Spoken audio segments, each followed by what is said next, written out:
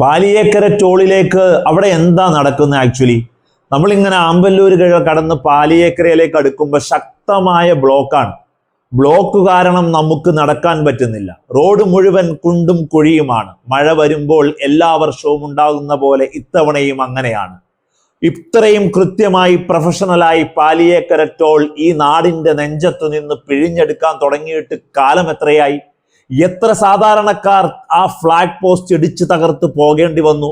അധികാരത്തിന്റെ ഗർവുള്ളത് കൊണ്ടല്ലല്ലോ സാധാരണക്കാർ പോലും അങ്ങനെ പെരുമാറേണ്ടി വരുന്നത്. അതായത് സഹനത്തിന്റെ അക്രമം കണ്ടിട്ട്, സഹനത്തിന്റെ എക്സ്ട്രീം ലെവലിൽ പോയതിനു ശേഷമല്ലേ ഈ നാട്ടിലെ സാധാരണക്കാർ അവിടെ ശക്തമായ രീതിയിൽ പ്രതിഷേധിക്കുന്നതും പ്രതികരിക്കുന്നതും നമ്മൾ കാണുന്നത്. ഇപ്പോൾ പാലിയേക്കര ടോളിൽ സഹികെട്ട് ഹൈക്കോടതിയും പറയുകയാ. എന്താ പറഞ്ഞേ? റോഡ് ഉപയോഗിക്കാൻ കഴിയുന്നില്ലെങ്കിൽ നിർത്തടോ നിങ്ങളുടെ ടോൾ പിരിവ് എന്ന്.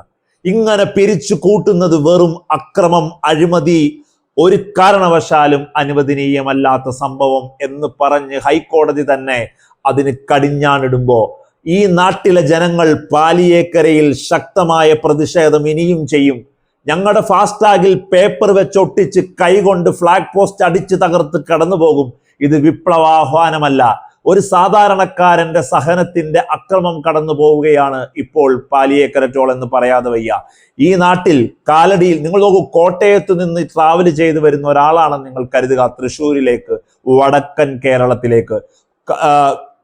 കാലടി പാലത്തിന്റെ ശക്തമായ ബ്ലോക്ക് കഴിഞ്ഞ് മണിക്കൂറുകൾ കയ്യിൽ പിടിച്ച് ഇങ്ങനെ വരുമ്പോ ആമ്പല്ലൂര് പുതുക്കാട് മുതൽ തുടങ്ങുകയാണ് പാലിയേക്കരയുടെ ബ്ലോക്ക് എന്ന് പറയുന്നത്. എത്ര നാളായി ഇത് അവസാനിപ്പിക്കാൻ ഹൈക്കോടതി പറഞ്ഞത് ഏറ്റവും ശക്തമായ തീരുമാനം തന്നെ.